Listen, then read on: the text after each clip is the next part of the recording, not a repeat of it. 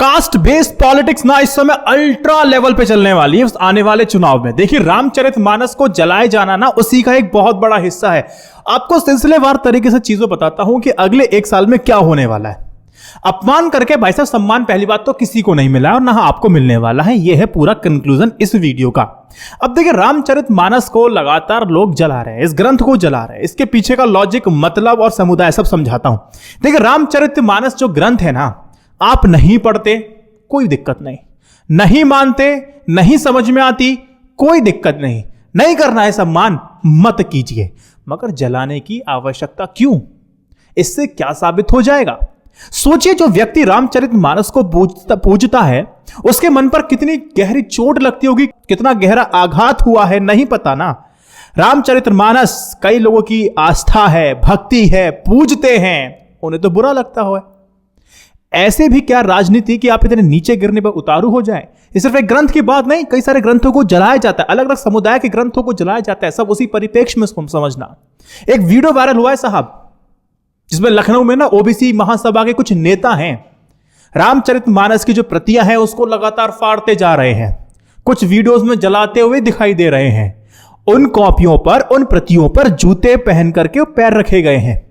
ऐसा पता क्या लगता है कि इनके मन में ना ग्रंथ के प्रति कितना ज्यादा जहर भरा हुआ है, कूट कूट के भरा हुआ है। इन लोगों का कहना है कि वो समाजवादी पार्टी के नेता स्वामी प्रसाद मौर्य के बयान के साथ है। उन्होंने क्या बोला, मौर्य जी की चाल क्या है, पॉलिटिक्स क्या है, अखिलेश यादव ने क्या सोच लिया है, कमंडल मंडल वाला जो सिनेरियो है ना वो फिर से शुरू होगा। आपको बताऊंगा इस वीडियो में, लेकिन एक सभी समुदाय के लोग समझ लीजिए, विरोध करने में, किसी की आस्था को चोट पहुंचाने में फर्क होता है। किसी के साथ भी किसी के धर्म का अपमान करना ही तो है।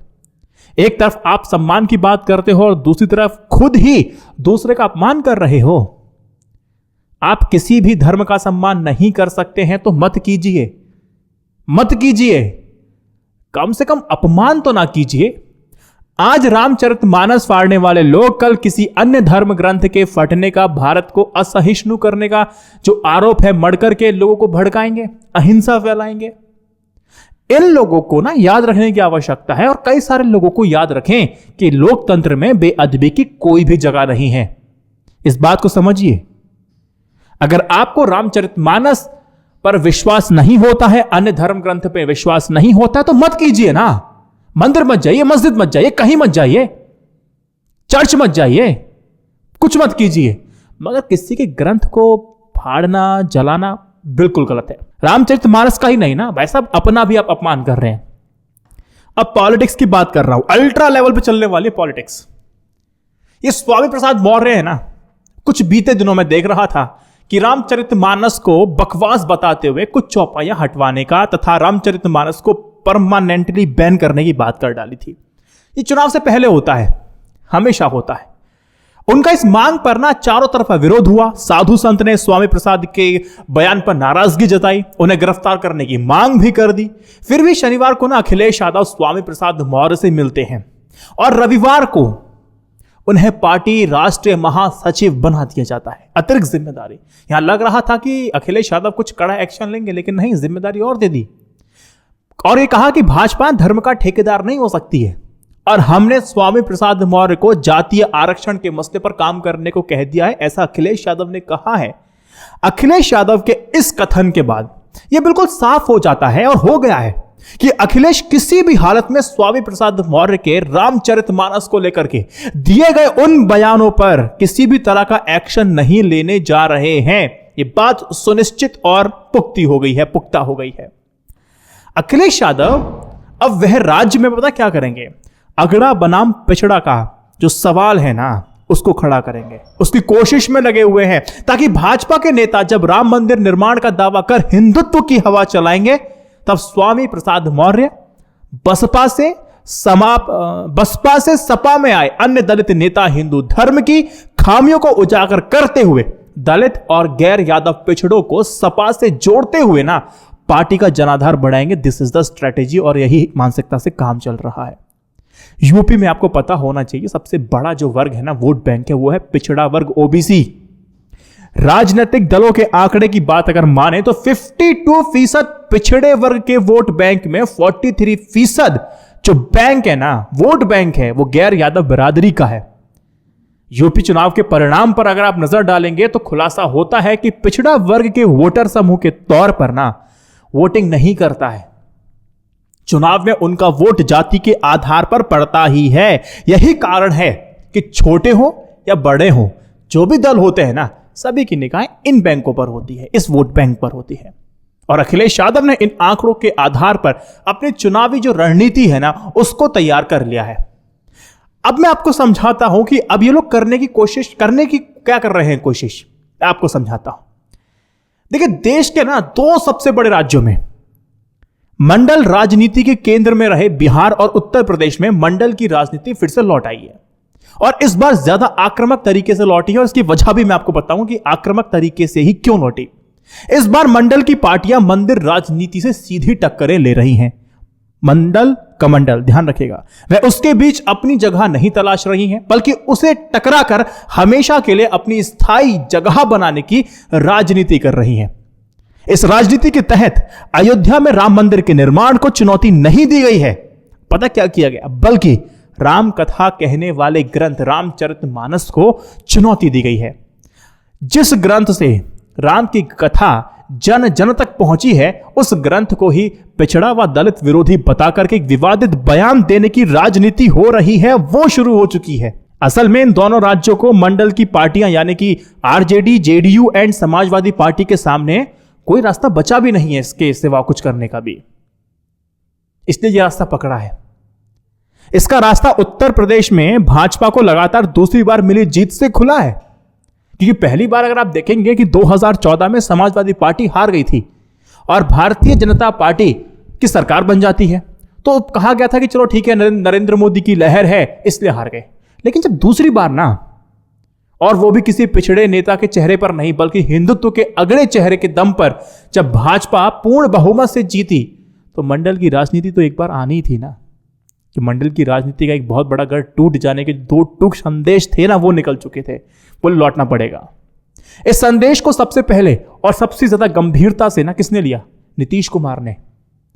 उन्होंने मार्च 2022 में ना उत्तर प्रदेश के नतीजों के तुरंत बाद ही पता क्या किया, बोला मैं भाजपा से अलग हो रहा हूं। उसकी प्रक्रिया में लग जाते हैं, और अगस्त में भाजपा से अलग होकर के टाटा बाय बाय कर दिया और आरजेडी के साथ आकर के सरकार बना ली।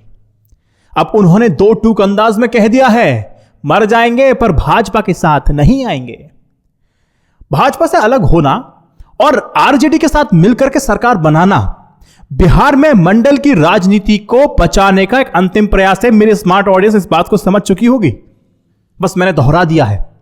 इसी प्रयास के तहत अब रामचरितमानस को निशाना बनाया जा रहा है। मंडल की राजनीति करने वाली पार्टियों के लिए ना, जो थिंक टैंक के तौर पे काम करने वाले दिल्ली के एक पूर्व पत्रकार ने ना, सोशल मीडिया पे मैं देख रहा था, ट्विटर पर देख रहा था, उन्होंने पता है पूरी एक रिसर्च की बकायदा, मंडल साहब है शायद कोई, 135 लाइनें रामचरितमानस में ऐसी हैं जिसमें जातियों का जिक्र है, उसका जिक्र किया उन्होंने ट्विटर पर। इसमें हर जगह ब्राह्मण की तारीफ की गई है और पिछड़ी जातियों को नीचा दिखाया गया है, पिछड़ा दलित विरोधी है। इससे क्या हो रहा है, हिंदुत्व की जो राजनीति की धार है ना, उससे ये सब बता के कमजोर की जा रही है। साथ ही पिछड़ों को गोलबंद करने का प्रयास हो रहा है, इस बात को समझिएगा। बड़ा, हालांकि बहुत बड़ा जोखिम भी है। ऐसा नहीं है कि ये कर देंगे तो मतलब गोलबंद हो जाएंगे, नहीं, क्योंकि मानस को हिंदू मन मस्तिष्क से निकाल पाना आसान नहीं है।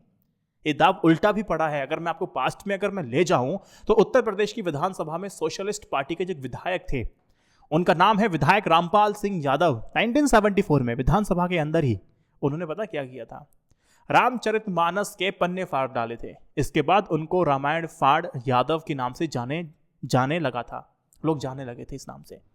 लेकिन वो 1977 की जनता लहर में भी चुनाव हार जाते हैं और फिर कभी भी नहीं जीत पाते हैं। हालांकि तब से अब तक गंगा, जमुना और सरयू में काफी पानी बह चुका है।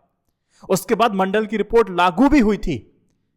उसकी काट में कमंडल यानी कि मंदिर की राजनीति जो लाल कृष्ण आडवाणी ने तेज की थी ना, अब मंदिर और हिंदुत्व की राजनीति की काट में मंडल राजनीति की वापसी हो रही है। दोस्तों, मंडल राजनीति की वापसी हो रही है। वह पढ़ना गूगल पे जाकर कि मंडल राजनीति क्या है और समझ में आएगा। रामचरितमानस के विरोध के साथ साथ ना इस राजनीति का एक दूसरा पहलू जाति जनगणना है। बिहार में जातियों की गिनती शुरू हो गई है। इसके आंकड़े इस साल के मध्य तक या फिर इसके बाद कभी भी आ सकते हैं। उसके बाद पता क्या होगा, एक नए किस्म की पॉलिटिक्स शुरू हो जाएगी, पोलराइजेशन शुरू हो जाएगा। हिंदुत्व के नाम पर होने वाले ध्रुवीकरण के बरकस जातियों की गोलबंदी होगी। एक अनुमान है, एक अनुमान के मुताबिक 52 से 54% आबादी पिछड़ी जातियों की है। अगर इसका एक बड़ा हिस्सा मंडल की राजनीति करने वाली पार्टियों के साथ अगर एकजुट हो जाता है और उसके साथ कुछ मुसलमान जुड़ जाते हैं तो उससे चमत्कारिक समीकरण बनेंगे और सामने वाले घाट घाट का पानी पी रहे होंगे। अभी देखना काफी दिलचस्प होता जा रहा है कि भाजपा उसकी काट में हिंदुत्व का कार्ड ज्यादा आक्रामक तरीके से चलती है या फिर नरेंद्र मोदी ने पिछड़ा दलित राजनीति की जो बिसात पर जो मोहरे सजाए हैं उसको आगे बढ़ाती है।